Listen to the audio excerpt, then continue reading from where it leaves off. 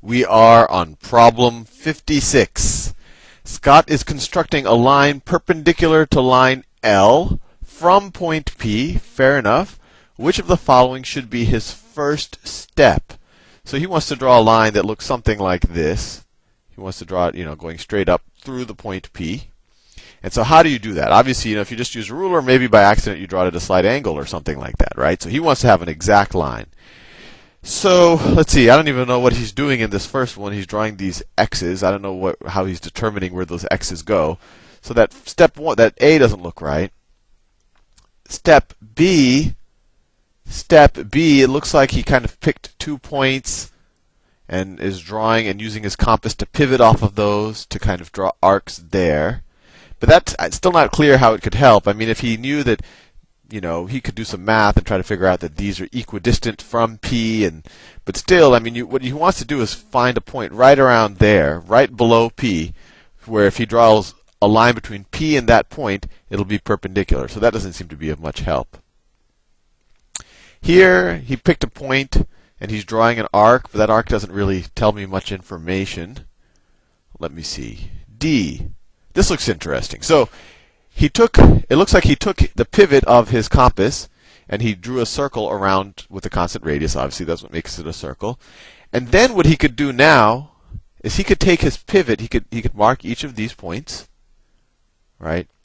If he marked each of those points and just pivoted around them and drew a circle, he would actually. So let's say that around that point he would pivot and the circle looks something like, I don't know, and he would want to change the radius a little bit. So let's say it looks something like this.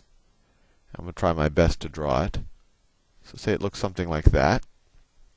And then around that point he does the same thing. He pivots around it. I guess the two would have to be big enough to intersect with each other, right? But where the point that they do intersect, I know I'm drawing it really horrible, the point at which they do intersect would be equidistant between those 2 points, right? And another way to think about it, it would be another point that's equidistant between the 2 points. Because when you do it first with P and you draw that circle, you're saying, oh wow, both of these points are going to be equidistant from P, right? Just by definition, right? This is a circle and that's a constant radius. And then if you were to take each of those points and draw circles or draw arcs, so let's say from that one you draw an arc like that, and from that one you draw an arc like that, you'd say, wow, this point is also going to be of a constant distance from both of them. So if I were to draw a line between both of these points using a straight edge, that line will be perpendicular to line L. So if I were to just do that, then it would be perpendicular. So I think D is the first step. All right, problem 57. Which triangle can be constructed using the following steps? Okay, this is interesting. A lot of compass work here. Put the tip of the compass on point A. So let me go down there. So they put the tip of the compass on point A. Open the compass so that the pencil tip is on point B. Okay, pencil tip is here. Draw arc above AB. So then they drew this arc right here. Draw arc above AB. That's this thing that I'm trying to color in. Fair enough. Without changing the opening, put the metal tip on point B. So now you put the pivot there and draw an arc intersecting the first point at C. So now they want us to draw that second. Let me do another color. They're going to draw that second arc. All right. Okay. Now draw AC and BC. All right. Now what have we drawn? So when you draw this first arc, an arc, it's what they drew is really a semicircle, right? The radius is constant. So if the radius is constant, you know that this distance right here, that distance is going to be equal to this distance, right? They're just both radiuses of this semicircle or of this arc. They're just radiuses, right? They're equal to the length of the opening of our compass. So that's going to be equal to that. And then when you put the pivot here and you keep the distance the same, so now the pencil edge goes here, right? The distance is still there. And now when you do this arc, you now know that this length is equal to this length because now they're both radiuses. They're both radiuses of this second arc. So now you know all three sides are equal. So we have to be dealing. This is an equilateral triangle. Equilateral. D. Okay. The diagram shows triangle ABC. Fair enough. Which statement would prove that ABC is a right triangle? is a right triangle. And just eyeball, I mean, this is clearly not a right angle. This is probably the right angle for the right triangle. And this is something that maybe you learned in algebra class, and if you didn't, you're about to learn it right now. That if I wanted to find, and I'm looking at the choices, they talk a lot about slope.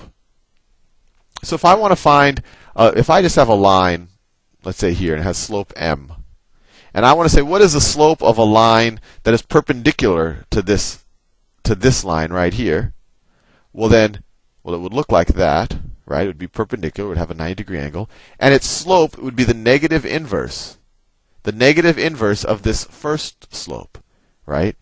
So if the slope from A to B, is a negative inverse of the slope from B to C, then we're in business. Then these are definitely perpendicular, at least line segments, and this would be a 90-degree angle. So let's see. Slope A. So what did I say? Slope AB, or we could say slope BC. Slope of segment BC should be equal to the negative inverse of the slope from A to B. See, if we multiply both sides of that times the slope AB, you get slope AB times slope BC is equal to -1. I just multiplied both sides of the equation times slope of AB. And if we go here, choice B is exactly what we wrote right there. Next problem, 59. Figure ABCO is a parallelogram. Fair enough. That's parallel to that. And that's parallel to that. What are they asking us? What are the coordinates of the point of intersection of the diagonals? So what are these coordinates? And we've mentioned it before, but the big kind of, I guess, crux of this problem, or what you need to know, is that for any parallelogram, the diagonals bisect each other.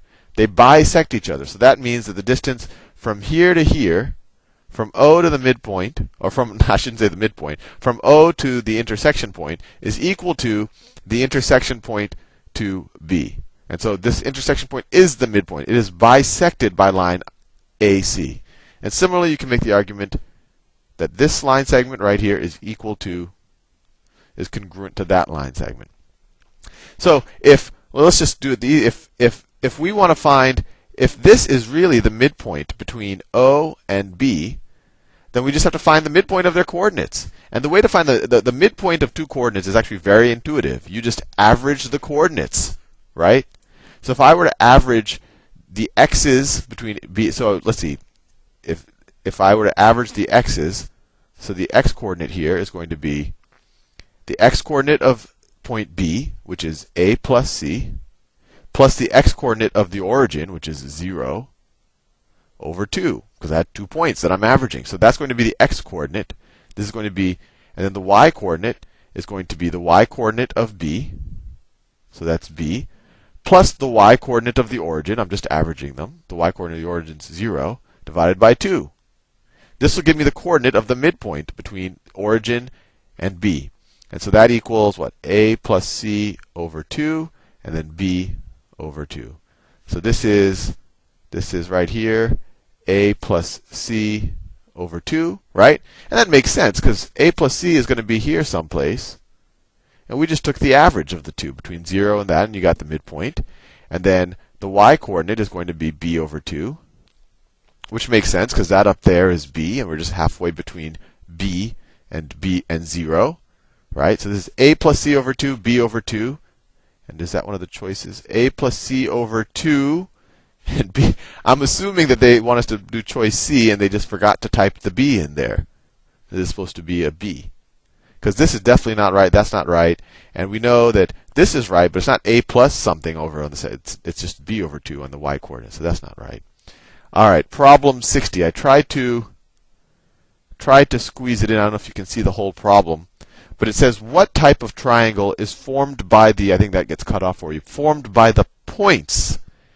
A is 4, 2, B is 6, -1, and C is -1, 3. So I think the best thing is to just try to graph it and at least start getting an intuition, and then we can see the distances between the points and hopefully figure out what type of triangle it is. So let's see. Some of the points get a little bit negative. We have a negative, so I'll have to draw some of the negative quadrants. So if I were to draw it like that, okay, and let's see. So 4 comma 2. So if I were to say 1, 2, 3, 4, comma 1, 2, that's right there. That's point A. Then I have 6 comma negative 1. So 4, 5, 6 comma negative 1. Negative 1 is right there. That's point B. I don't know if you can see it down there. And C is negative 1 comma 3. So negative 1 comma 3 comma 3. So it's out here. Negative 1 comma 3. Okay, now let me connect the dots. That's one side, that's another side, and that's the other side. So off the bat, I mean, I just know this isn't going to be a right triangle, it's not an equilateral triangle. And if the only way it's going to be an isosceles triangle is if this length is equal to that length. So let's just try it. Let's just test it out. So what is the distance from A to C, right? Well, the distance is equal to, or we can even say the distance squared, but let's say the distance squared from A to C is equal to the differences in their x's. So 4 minus negative 1. So there's a difference of 5, right? So there's a difference in their x's squared plus a difference in their y's. So 2 and 3. You can either say 2 minus 3 or 3 minus 2. Doesn't matter. We just care about the difference. 1 squared plus 1 squared. So the distance squared is equal to 25 plus 1 is equal to 26. So this distance is the square root of 26. And the distance between A and B, same logic. Let's see, when you go from the distance squared, the differences in their x's. Between 6 and 4, you have a distance of 2, so it's 2 squared. Plus the difference in their y's. 2 and negative 1 are 3 apart, right? Plus 3 squared. And so that is equal to 4 plus 9, which is equal to 13. So this is equal to the square root of 13. Okay, and this number down here, you can figure it out. But it's going to be bigger than both of them, right? You can just look at it and say that. So this is definitely a scalene triangle. All of the sides are different. Anyway, see you in the next video.